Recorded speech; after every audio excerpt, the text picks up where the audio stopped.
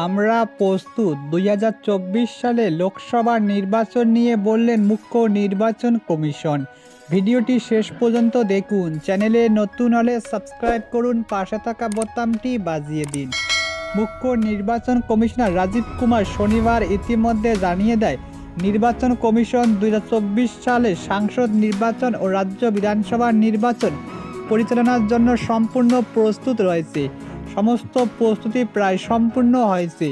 রাজীব কুমার আরও বলে, আমি নির্বাচন কমিশন এবং আপনাদের মাধ্যমে বলতে চাই যে আমরা ২০২৪ সালে সংসদ নির্বাচন এবং রাজ্য উড়িষ্যা বিধানসভা নির্বাচন পরিচালনার জন্য সম্পূর্ণ প্রস্তুত।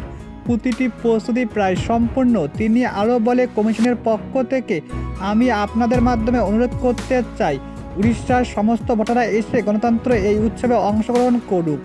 আশা করা যাচ্ছে নির্বাচন কমিশন খুব শীঘ্রই ২০২৪ সালে লোকসভা নির্বাচনের তারিখ ঘোষণা করবে। এই বছর উড়িষ্যায় বিধানসভার নির্বাচন হওয়ার কথা, তাই লোকসভা নির্বাচনের সাথে উড়িষ্যার নির্বাচন ঘোষণা হতে পারে। এই বছর এপ্রিল ও মে মাসে লোকসভা নির্বাচন হতে পারে অনুমান করা হচ্ছে। তবে ১৭তম লোকসভা নির্বাচনের মেয়াদ ১৬ জুন ২০২৪ সালে শেষ হবে। কত দফায় ভোট হবে ২০২৪ সালে লোকসভা নির্বাচন, তা নিয়ে জল্পনা রয়েছে।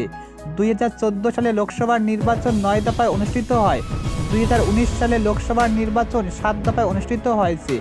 এখন ২০২৪ সালে লোকসভা নির্বাচন কত দফায় অনুষ্ঠিত হবে তা নিয়ে এখনও কোনো কিছু জানা যায়নি। এনডিএ বনাম ইন্ডিয়া, এবার লড়াই হতে পারে হাড্ডাহাড্ডি।